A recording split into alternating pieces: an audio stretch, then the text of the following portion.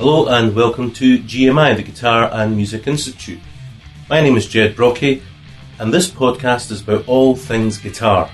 If this is your first time listening to the GMI podcast, then check out all our back podcast episodes. We've got a huge range of all sorts of people from all walks of life and from all parts of the world. And today I'm delighted to say I've got a real titan of the guitar luthier scene, Claudio Pagelli, who's going to be talking all about his guitar making, the history of Pagelli Guitars, his work with his wife Claudia, and how that actually works together in the creation of these beautiful instruments. If you're listening to this on iTunes or any other download site, I'd encourage you to come over to the GMI Guitar Music Institute website, which is at www.guitarandmusicinstitute.com. There's a range of videos and links to Pagelli Guitars. Once you've seen these instruments, you're going to love them and you're going to want one, so you have been warned. With all that being said, enjoy the interview podcast with Claudio Pagelli. Claudio, it's fantastic to actually be talking with you. Can't believe it. A bit of a dream for me. I've really been a huge admirer of your work and your wife Claudia's work in terms of your guitar building. Great to have you on the show. Thank you very much. Thanks. We're going to go into all the details about your beautiful designs and great artistry in terms of your guitar building. But before that, I just wanted to get your thoughts on some reports in the internet and on the newspapers over the last few months about the impending death of the guitar and also about Gibson's financial problems. Do you think there is a downturn in people's interest in guitars? Yes, I guess so. At the moment, I think the big problem is it's always these are so waves. You know, it's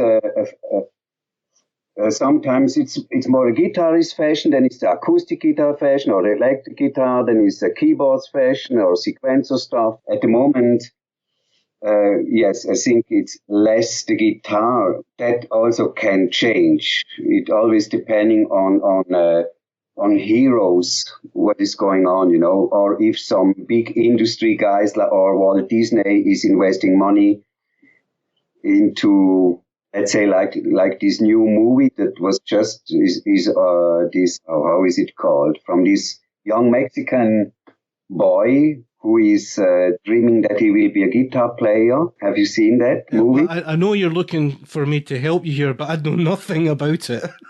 I've not even heard of this movie. Really? Yes, it's a movie about a young guy, about a child who wants to be a guitar player, you know, and it's a very, very nice movie, very nice made. Also, it's a drawing, how you say, cartoon style? Cartoon, yeah, animation, yeah. Yeah, animation, and it's huge now, and it just raised the sales of acoustic guitars, for example, you know. So, but to come back to the question, I guess it's less, it's not so fashion at the moment to play guitar. Without being too nosy, have you seen a responding dip in your own sales due to this worldwide lack of interest in guitar, or do you feel that that's not something that could affect Pagelli? I think it doesn't affect us so much, because we are not in the competition. Our guitars are high-priced guitars. It's logical because we build them. We may make 6 to 7 guitars in a year, all one after the other by hand, and in Switzerland, the most expensive country. So at the high-end market, I think, of course, you feel it too, but it's not so dramatical. Yes. Making guitars, is there more pressure now in terms of being environmentally responsible? The woods you can and can't use, is that becoming more difficult, or is there new solutions as we go forward? There is more pressure. It's getting more difficult to get some nice woods, you know, tropical woods, and it's also a pressure that that each builder, or at least we, are putting on ourselves, because we would love to use other stuff too. So I'm always open to new materials, and we always try new materials. Of course, we have enough European stuff like the maple and spruce and all that stuff that grows in our area, a beautiful one. But so this real 10 stuff hardwood, it's hard to get here, you know. There is some artificial stuff. There are different ways now they are trying to achieve that. And we tried them all, and it works also for fingerboards, for example, also. But on the other hand, we also have to say that what we use, you know, especially we Pagellis, with that small output we have, you know, I may use in my whole life what a guitar company is using in 2 hours, you know. Wow. So that's not the big one, but it's good to do research on other materials, yes. I was interviewing Gianluca Laboria of GLB Sounds in Italy. Great. Yeah, what a great guy, and what amazing products. And he was talking about how difficult it is for him to get really good woods, and that in fact, when he started up, he actually got some wood that had been forgotten about at the back of a warehouse in Poland. Yes, that's you know, since we are now close to 40 years in the business, I know a lot of the wood guys who sell wood, you know, so I don't have difficulties to find old wood. And also if you go around in our area to some just normal carpenters, you still find some wood, but you need the connections and you need to invest money, you know, that's true. All the guys know now what it's worth. The first time I ever came across your guitars, I just fell in love with them. They're incredible in their conception, their sound, their look. As I understand it, it is your wife, Claudia. So you're Claudio and she's Claudia. Am I right in saying that it's Claudia that designs the guitars and you build them? Yeah, that's correct. You know, that's how we explain it. But of course, I'm also involved in the design process, and she's also involved in building. But the bigger part is on her side on the design, and I'm more in the dust, yes. Claudio, does Claudia ever refer, or is she a lover of Salvador Dali? I should ask her. I think she likes things of him, you know, as everyone, I guess, but it's not that she's a fan of it, you know. I don't know why, but in some way, I know it's not a true Pagelli. I have an Eastman Pagelli. I just love that melded, almost melted look of it. It's just wonderful, and it just reminded me of Dali. Okay. Yeah, we hear different, you can see different things in it. We hear a lot of, for example, Picasso and stuff like this, you know. Yes, I can see that. But that's also why, because we are trying to break the rules, you know, and to think out of the box somehow. And maybe these guys did that too in that time. What we love is African native culture and art, you know, and all these guys in the 20s, so they were also influenced by the Africans, you know. And so that's the connection, maybe. Tell me more about that. That's very, very, very interesting. Yeah, also this stuff, you know, I said now before African art, but if you go in our place to the mountains, there is and you go backward a few hundred years, or, you know, there is a very similar kind of art, very roughly primitive made. And that's what we like. We like this rough approach. Of course, at the end, we don't build the guitar like that. It's very fine made, but we like the impression of this rough Umsetzung. How would we say that, you know? Interpretation. Wherever it's coming from, it is fascinating, and it's great to have an insight like that. Now, you started building guitars in the 1970s. I started, you know, my first guitar, I guess I made with 12. 12. But, you know, if you look at this, it's not a guitar, you know, it's It was that's my first try, and there I wanted to learn that profession, and that was not possible. So the only thing that was possible to learn that at least is an instrument was making pianos. So I learned. I'm a trained piano builder and tuner, and in that place where I learned that profession, there was also a guitar repair shop included. So I started beside of my apprenticeship. I started also to do some repairs. And after these 4 years, when I finished my this apprenticeship, I went to a guitar repair guy, as a guitar maker for a year. And then after that year, I started my own business in 79, I guess. It's funny how quickly time passes. I was still at school, believe it or not, in 79. How much difference would we be able, if we looked at some of those early guitars, would we still be able to see that it was your guitars, or has Claudia's influence dramatically changed the look of your guitars? Yes, it changed into good, of course. Also, when I look to some older guitars, when I started, you start with a Strat type of guitars or something like this. But my very, very first guitar, who I would say that's a real playable guitar, was already looking completely different. As it was more, it was our own shape. It has already pickups mounted from the rear, from behind. It had a built-in equalizer, 8-band equalizer. So already, but of course, since Claudia is with me, because she has she's just much better in drawing. We can go along very well. Sometimes I have an idea, and then I tell her I have this vision, and then she draws it 100 times better than I ever would do. And how does that work? Do you have to say to her, "No, I don't want that. I want this," or does she, or do you let her go with it? It's different, since we are making a lot of custom guitars, and everyone is different, and because it's depending on the wishes of the customer.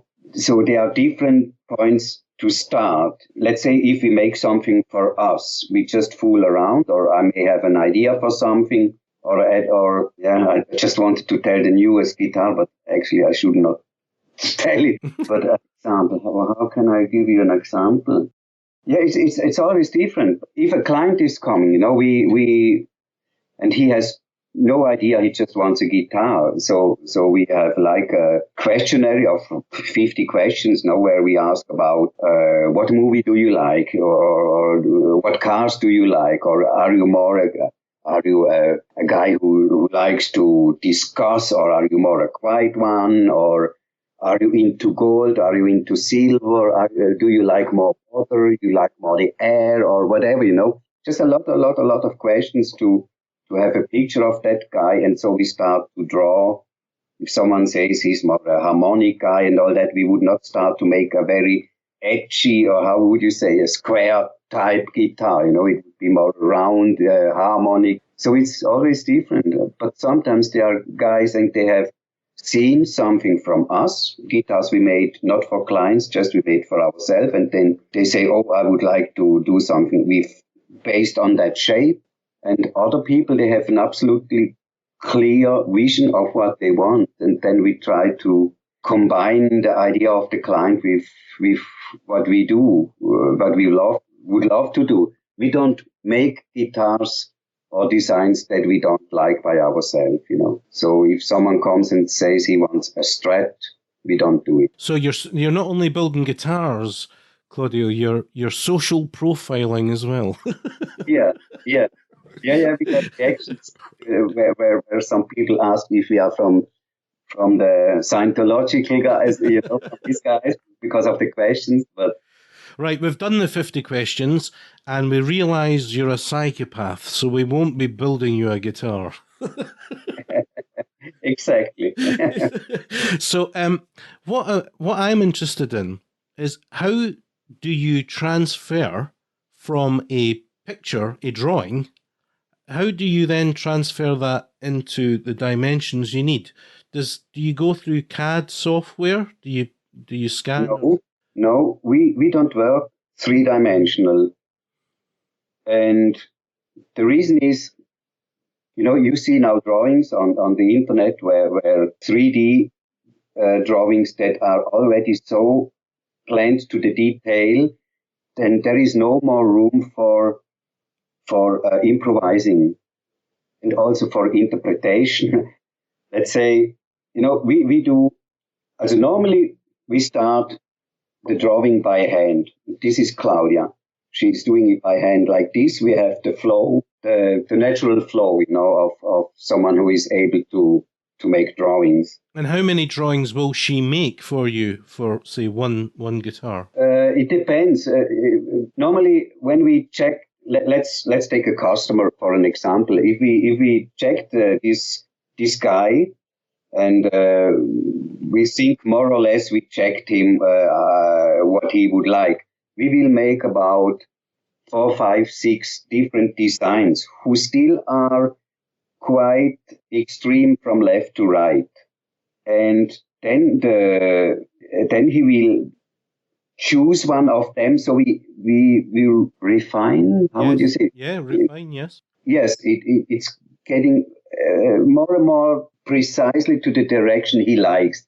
And at the end, he will choose one design, and on that one we will work on the details. So are these color drawings, or is it just sketch in black and white? This is just black and white at the beginning. And the reason why we don't do it in 3D is, yes, it gives me also the freedom to improvise while I'm building, because many times if you are making a guitar, you follow, your hand likes to do something else, it has another flow. And that's, if you do it two-dimensional, this is still possible. And also the surprise for the customer is bigger than when you show him everything made in 3D. There is not a big difference when you see it in reality. For example, we made one for Billy Gibbons just a few months ago, and there was it's a very strange shape. And Claudia, she made like a scratch plate, or how we call it, yeah. And when I saw it, I have always seen it as hollow. So it was, for me, I saw a guitar that is a frame, and because the scratch plate she designed for me was just hollow, I was seeing through the guitar. So it was a complete different thing, And also Billy, he saw this is a scratch plate, but he was very surprised when it was hollow, and he loved that fact a lot. That would be a great marketing ploy, Claudia. You could just always, when you hand over the guitar, you should be filming the reaction of the customer as they see it for the first time. So with him, we did it. We have it because there was a friend of us with us, a photographer, and he took because he makes 100 pictures in a second with his camera. I don't know how much, And when we opened the case, the camera was on his face, and you really see how his mouth was just he couldn't believe it. These must be wonderful moments for you both. You pour your heart and your soul into it. Is there any times when you build a guitar for somebody and they're not happy? No. It's never happened, folks. No, I don't remember such a thing. It was more that I wasn't happy at the beginning. I made some guitars, but more on the acoustical side. Electric guitar is no problem at all. But on the acoustic side, it needs time to play the guitar and that it will open the sound. You can build a guitar that sounds great right away, but then you are at the very edge of building. It's always difficult if you hand over such a guitar then to a client who don't really care about it, of humidity and all that stuff, that he takes care. It's like if you have a Ferrari or a Lamborghini and you go out into the field, you can't. if you have such a guitar, you have to take care. So I made some guitars that were maybe built on the stiffer side. And when you play them at the very first time, you are like a little bit disappointed that they are not sound so big as you imagine. But I had one guitar that I remember well. It was a nice guitar, and yeah, it was a good guitar. Then I sold it to a guy in the US who was the most known guy who sold these guitars then to clients in all over the world. You know, he was then he told me that this guitar is one of the best guitars he ever played. And then I was surprised because I wasn't so satisfied with it. Then I went to his place a few months later and tried that guitar, and I was shocked how good the guitar was sounding. So, you know, they need time. I think it's no more possible for me to make a bad guitar because I have just too much knowledge now, you know. Yeah, I guess I'm not saying that you would make a bad guitar. It's that whole thing about them seeing sketches, not seeing the whole picture, and then being surprised that the picture in their head, perhaps, regardless of how it sounds and plays, is not exactly what they expected. No, it's more the opposite. Most of the time, or always, it's the opposite, that they even are surprised more when they see it in reality. They are shocked. You know, it's no, this never happened. You know, because when we do guitars for a client, they already are involved in the design process. You know, they choose the designs, and so we are very close to what these guys want then. You said earlier, Claudio, that you produce about 6 guitars a year, and you were out in NAMM at the beginning of the year. What were you hoping to achieve out in NAMM? Is it to keep brand awareness alive, or was there other reasons? Yeah, you know, sometimes it's good that you show up on places like this, also where the industries, because for us it was a combination of making holidays, because Claudia, normally I do that stuff all by myself, and this time she came also, so we made a few days off. My cousin, who is a producer in LA, we also visited him. You know, it's many years I didn't saw him, and we met some clients also. This was enough reason to go. And then we formed this group of Lucio Beyond Limits with a few other builders. And this was then also was good to give a try. And the last thing is that we also work with the industry, designing for example, Eastman, and then it's good, you know, to keep the contact. Well, I tell you what, I mean, I love my Eastman Pagelli guitar, but there's a but. The case is so ergonomically wrong. If the next time you see Eastman, tell them to fix the handle on that guitar, because it just doesn't work. Okay, I mean, you know, with Eastman, it's a special thing. You never know what they're gonna do, you know. Yeah. Case can come totally different the next time. I have seen things that is just unbelievable, you know. Well, if you saw my handle on my case, you would not believe it. Really? You just wouldn't. No one wants to walk with a guitar pointing down at 30 degrees, you know. It's very difficult. In fact, what I need is a sling over my back. That's what I need for that case. Claudia, how long have you been building up all the tools as well? Obviously, there's the expertise, but to actually, I've seen inside some Luther's workshops, you've got millions of tools, haven't you? No, not too much.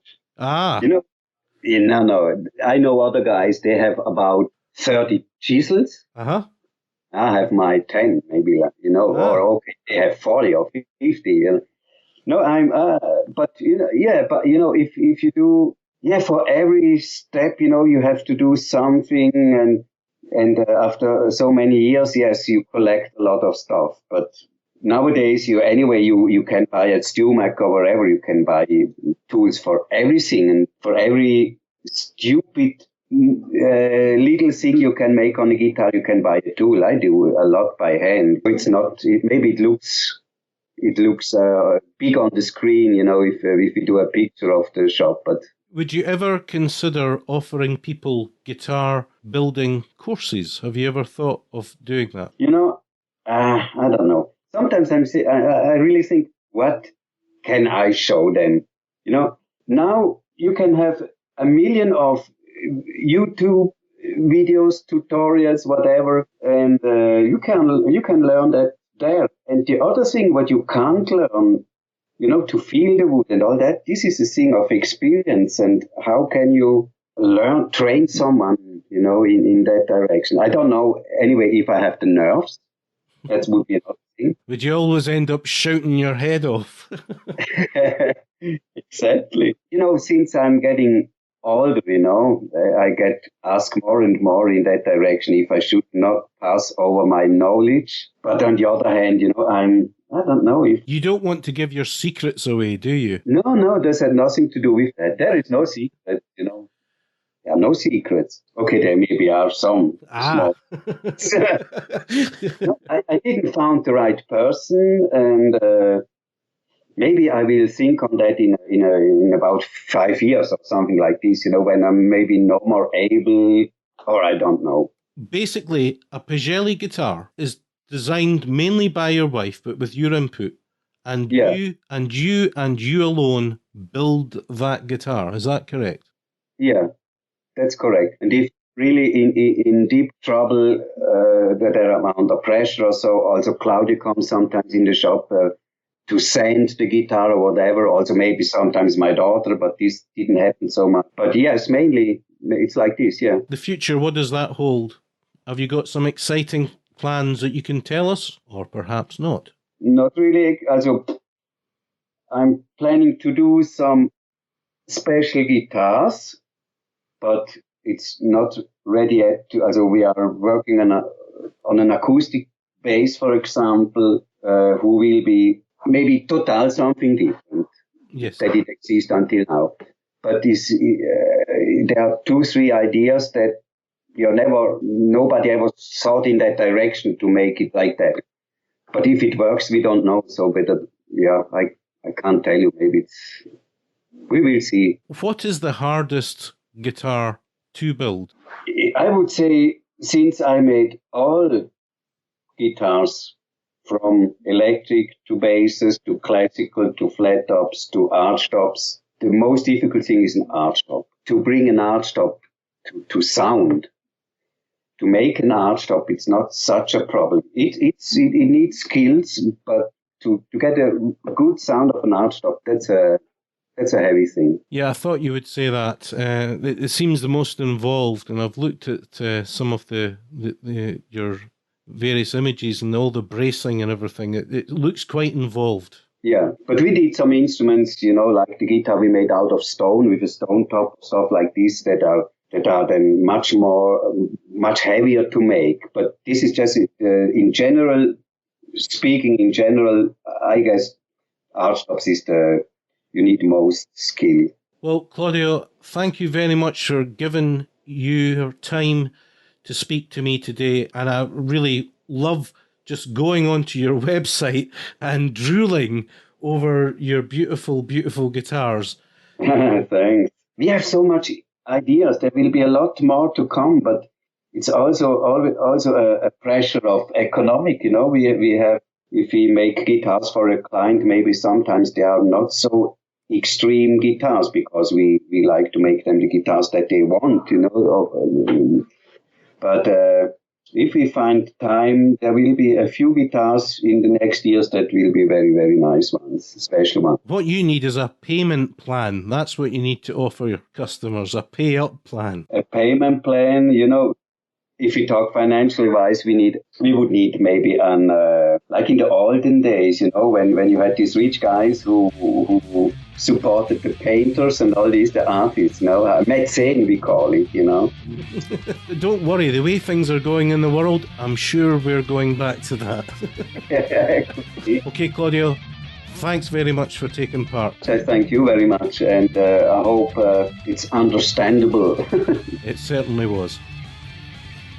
Well, folks, that wraps up another podcast episode from me, Ged Brockie. As I said in the intro, if you're interested in any of the things that we talked about or want to know more about Claudio Pagelli or Pagelli Guitars, come over to www.guitarmusicinstitute.com to find out more about Claudio, to see videos, and there's links and images and a whole lot more. In the next podcast, it's a real cracker. We've got someone who's worked at the highest echelons of the LA music scene, and he's played with just about everyone, so you'll want to tune into that one, and that'll be coming out very shortly. So from me, Ged Brockie, all the best. Until next time, bye for now.